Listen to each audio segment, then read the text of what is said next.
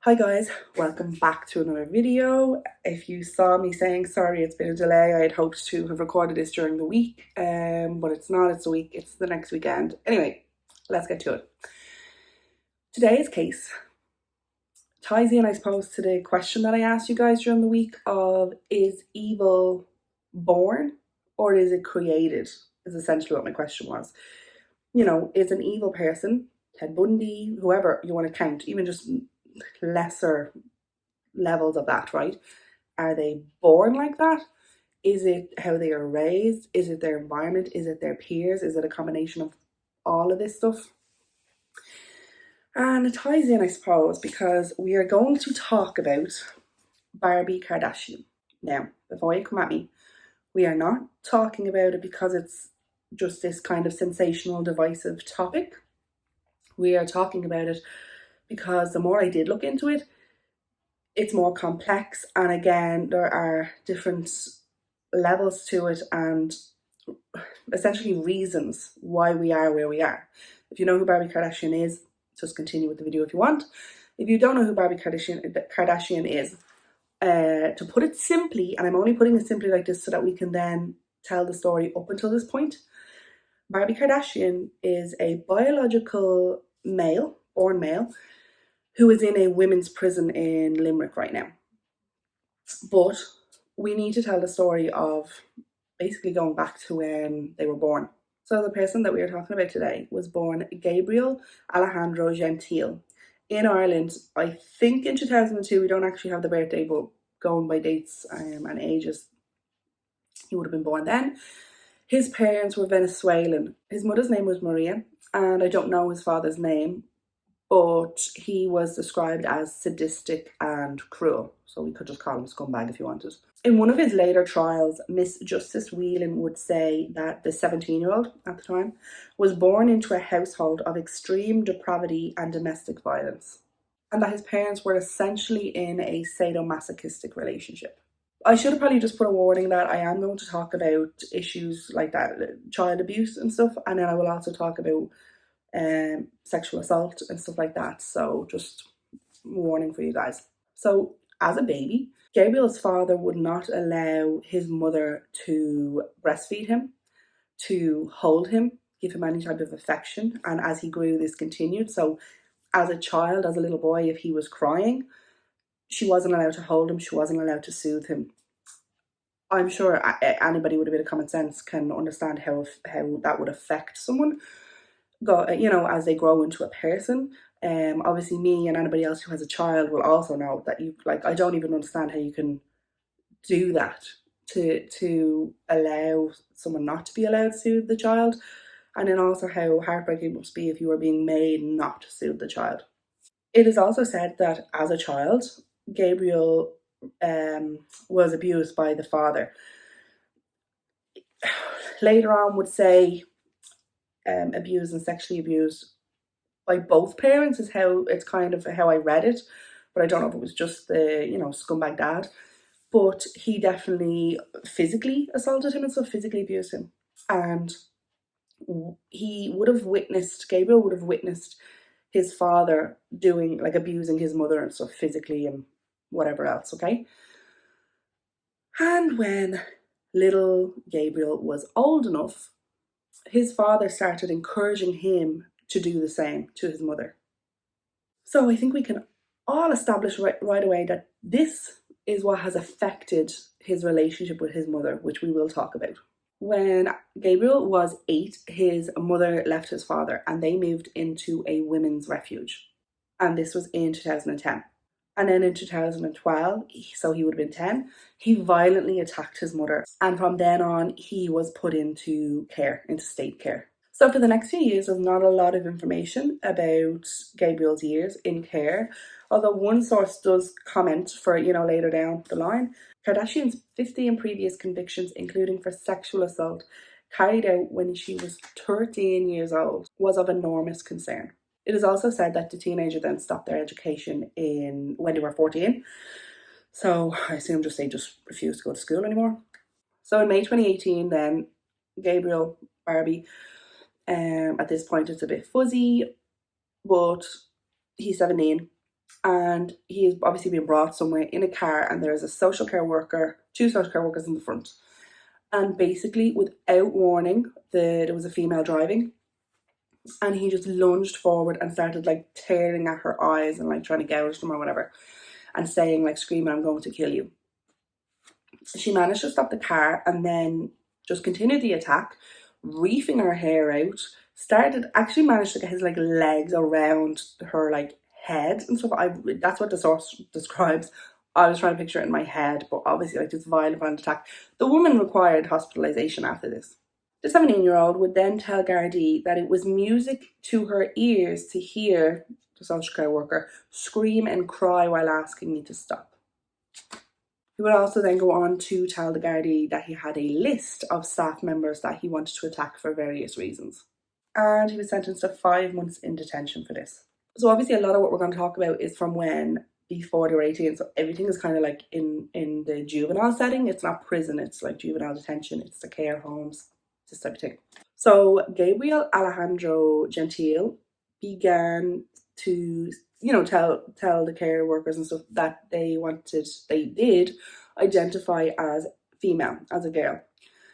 And so on the 18th of August 2020, the Department of Social Protection issued them a gender recognition cert. So they were now identified as a woman. She also changed her name by deed poll in August 2020. So her new name was Barbie Kardashian. And I kind of feel like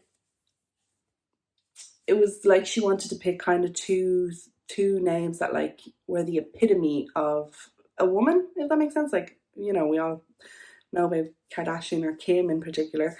And then Barbie, like Barbie is the ultimate epitome of a woman, for the last how many decades. So essentially, obviously as part of the detention for the crime, but just in general because of their mental state, they're in like detention. So they're actually in Couva House.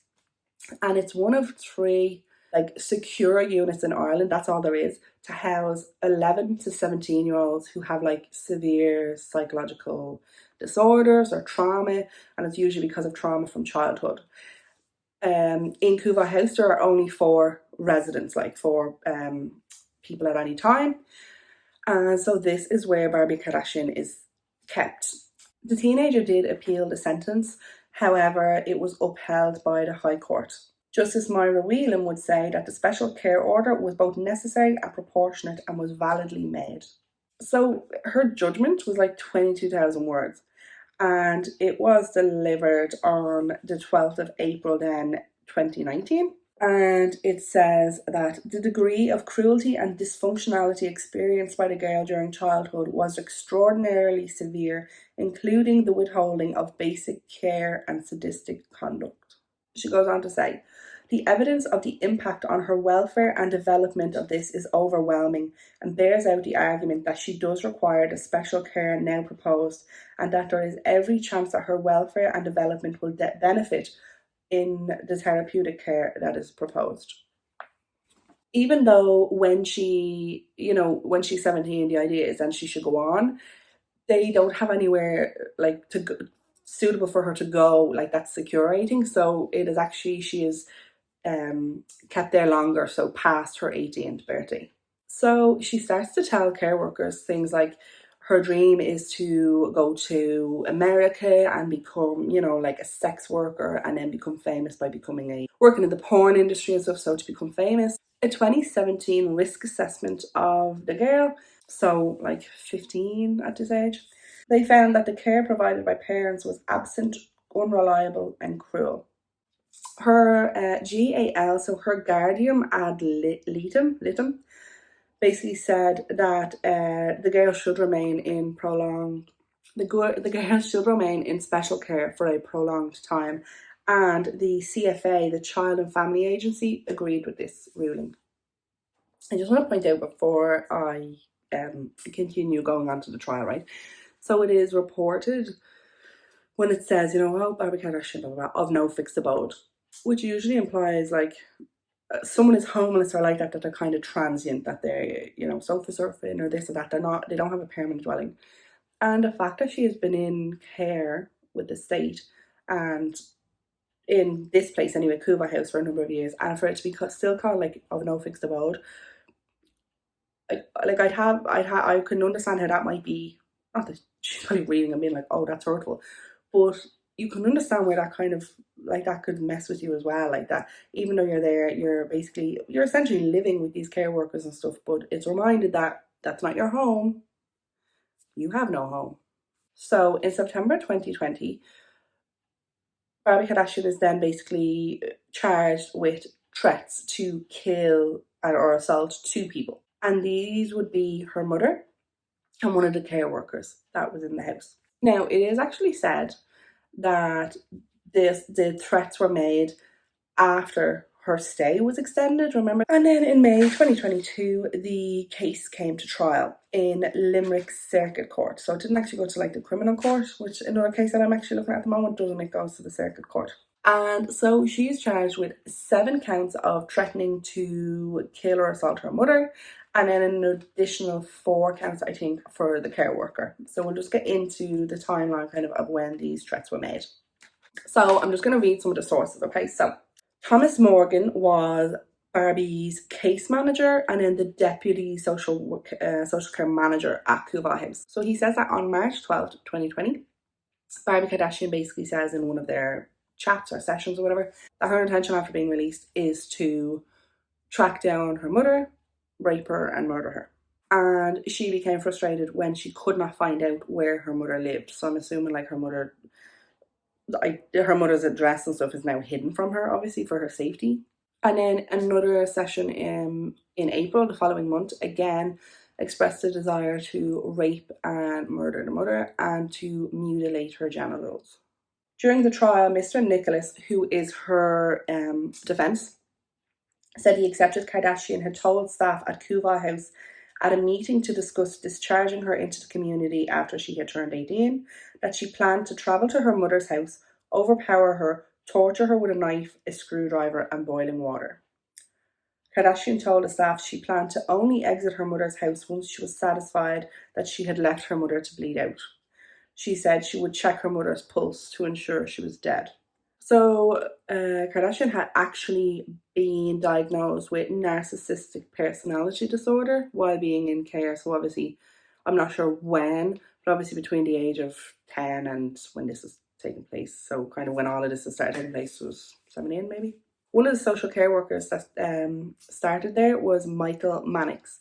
And so it is said that Barbie Kardashian took an immediate dislike to him, and so would make threats and stuff like that. And so in July 2020, he testifies that she said she wanted to stick a knife in my neck and see me bleed out.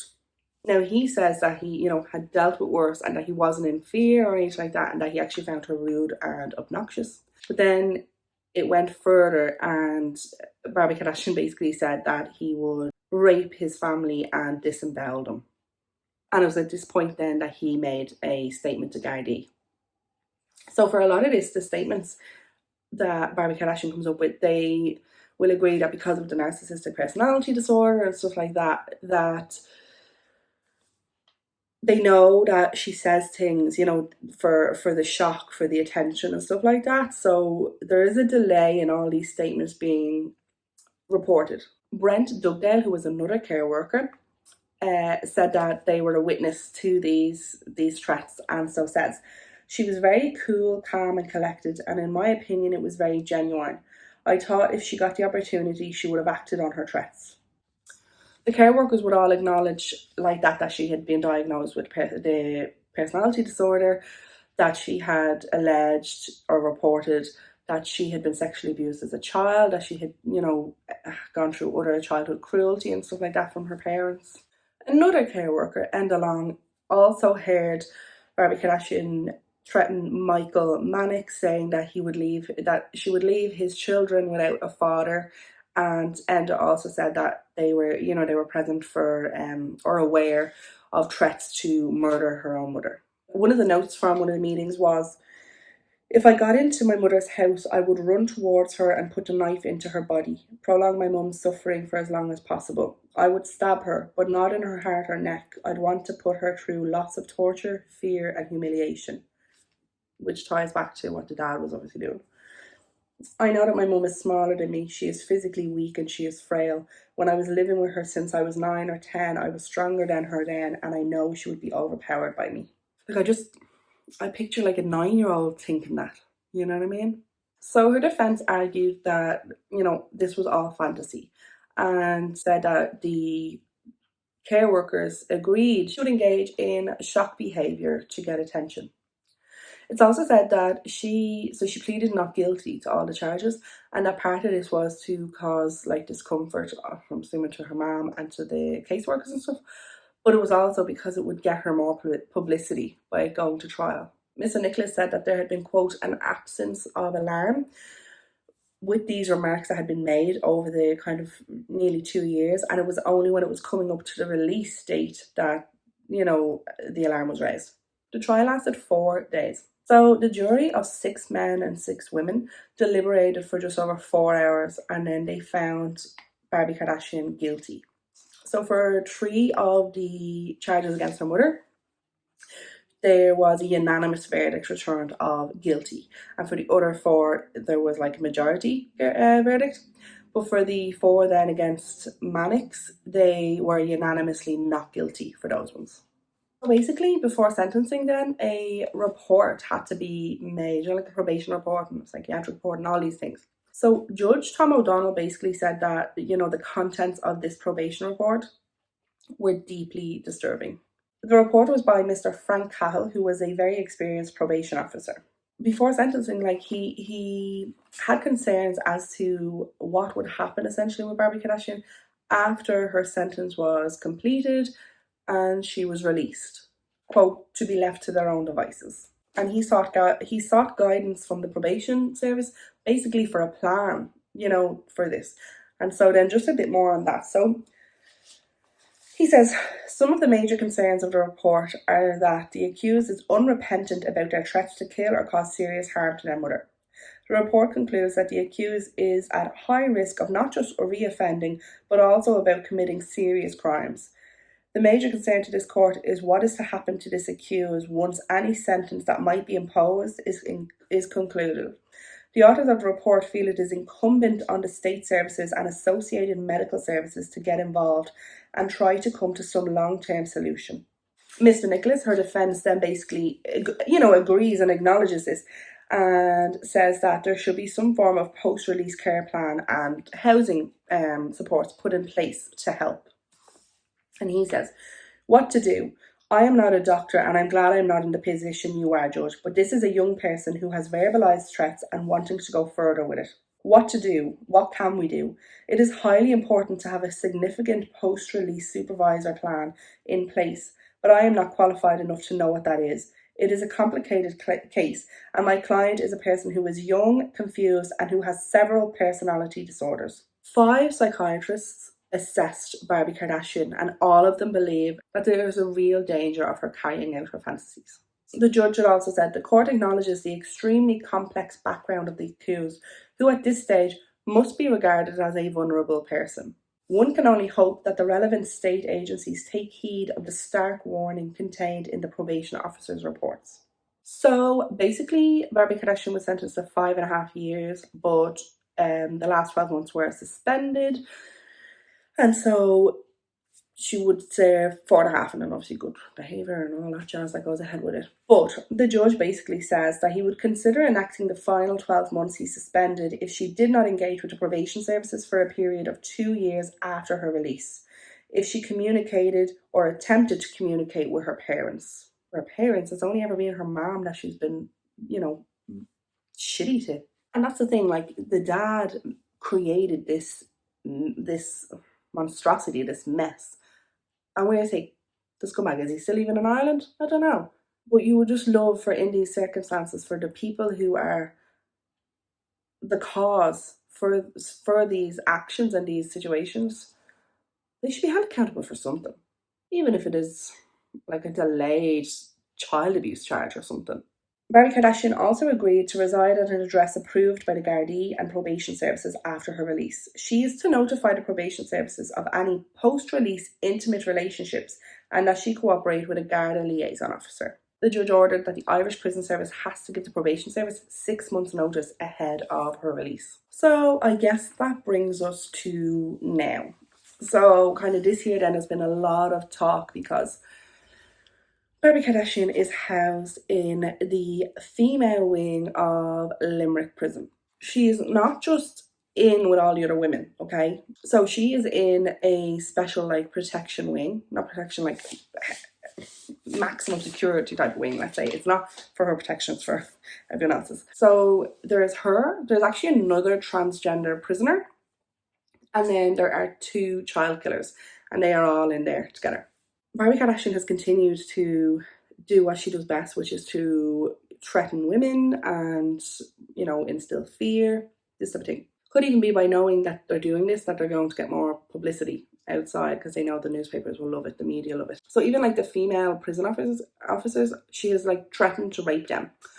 And it says like it takes a number of officers to take her from the cell. So anytime they need to do anything like to bring her for the showers or for food, whatever they do, a number of them have to be there to open the door, secure her, bring her and stuff because of how dangerous they deem her. Just a little quote here then. So an Irish Prison Service spokesperson said, "All prisoners committed are accommodated in accordance with their legal gender. The Irish Prison Service is currently drafting a policy for the management of transgender prisoners to take account of evolving trends in relation to best practice in other jurisdictions in order to inform the final policy, which remains under careful consideration before finalisation." Like we saw the recent one in Scotland where obviously the I think it was the double rapist transitioned after they had been arrested and they were waiting for trial because they wanted to be put into a women's prison. You could argue that the same thing happened here. To be honest, I could agree, but I also, when I looked into the case more, I genuinely feel there's more to it than that. And because this is such a new thing, you know, in terms of maybe just trans prisoners, you know, not necessarily even the trans situation, just more so the fact that now there are prisoners who are trans and so they don't have a specific wing and they need to obviously figure this out. But like you could also argue that if they're going to be in like this kind of maximum security protective wing thing anyway, you could do that in the male prison because they're still not going to be put in, because the argument for putting a trans woman into the male prisons is basically that they're then vulnerable for assault and rape and things like this. But if they're going to be in a protective wing anyway, it wouldn't have really made a difference where we put Barbie Kardashian, because I think realistically, she is never going to be with the general population. However, staff do not think that it is safe to keep her there in Limerick Prison, so she will be transferred soon. This month, prison bosses are discussing what to do in terms of a separate ward, an isolation ward, you know, whatever they're going to do, because like that, I'd say there are prison officers who are saying that this is just too risky and dangerous for them. Yeah, so like, again, this could have just been me coming on to like say, oh, you know, there's a biological man in the female's prison and blah blah blah, but the case is so much more complex than that. And like I'll be honest, I find myself feeling sorry for the child that we're talking about, you know, the child who they were. I mean, I'll be honest, anytime I even think, you know, read or watch anything with serial killers and it goes back to, you know, the abuse that they suffered as a child, I still feel sorry for that child. And I feel that in a sense at that point, they were let down, they were failed. And I guess in a way then the argument becomes, who is responsible then? Because obviously if these people do go on then to be these monsters who are psychologically damaged essentially, something has to, you know, they obviously have to be punished for the actions then that they do. But I feel like there should be repercussions and consequences for the people who led up to that day, that moment, that event. Personally, I don't think Barbie Kardashian belongs in the female prison, in any of them. But I also don't think she belongs in the male prisons. I honestly, and I don't know why it hasn't been discussed or mentioned, or maybe it has, she belongs in the Central Mental Hospital. Like, she belongs in a psychiatric hospital. And we have put other people there for, like, I feel like, is it because in a way she hasn't actually done anything horrific enough. You know, murder hasn't actually happened yet. Is that why we can't put her there? Because I definitely think she needs to be in a psychiatric hospital. You know, this person needs serious, serious help. The damage that was done to them as a child is probably irreversible. And I just think that in 3 years or 4 years, when it is time for her to be released, we're all going to be, oh, you know, now what has happened? Because, you know, oh, they're going to put her in this wing or that, you know, that housing or this or that. Whereas I think they need to be looking at a long-term solution of housing her somewhere where she can get serious psychiatric help. Okay, guys, that is, yeah, this first video. I'm going to bring out 2 videos in the next couple of days, just to make up for the one that I wanted to do last week. It's more for me, just to be like, no, I've done it. You've done what you said you would do. So yeah, let me know what you think of the case. I am going to ask that you be respectful. You always are. Respectful for anything that you're going to talk about, because there obviously are some sensitive topics. Yeah, let me know what you think. I feel awful for her mother as well in a way. I mean, obviously there's the whole kind of like, well, she should have left him before that, but we all know that it doesn't make that easy. And I just feel like I can't imagine trying to be told not to hold my child, hold my baby, like. So yeah, and they have to now kind of just watch all of this unfold with their child in prison. I don't think any parent sets out for that. Let me know what you think of the case anyway. Do you agree with me or do you even disagree with me? Let me know. Do you think, yeah, no, they should be just thrown into gem pop in the male prison in Mountjoy, blah, blah. Another thing, they could have been put into Arbor Hill. If we're talking about them being like a sexual predator, you know, if that's kind of what some of the charges are about, rape and stuff, we put all the other ones into Arbor Hill to keep them safe. Why didn't we just throw them in there? Yeah, anyway, let me know what you think. Hope you're all having a lovely weekend. I'm really hoping to get this one out tonight. And then I have another couple coming up. Oh, I'm so sorry. I had to do my Patreon. I have another Patreon to announce and say thank you to. In this one, I would like to thank Judith D for your support and help. And yeah, as I said, I put a video up there last week for you guys, and I will be putting up more. I also have something fun coming up where, well, I have a few fun ideas, guys, right? So if you can, want to, whatever, just can head over there. But there are some interesting ideas that I'm coming up with and that I hope to start rolling out soon. And again, also, if there's anything interesting here that you think would work, you know, let me know, because as I did say, I am trying to bring different aspects to it. I'll be honest, I'm struggling with trying to do some of the aspects that I want to do. I'm not really getting kind of a two-way conversation happening. But yeah, so anyway, there's my rant. I haven't done a little rant in a while, I think. A proper rant. Anyway, yeah. Take care. Have fun. Thank you. And we shall see you in the next video. Bye.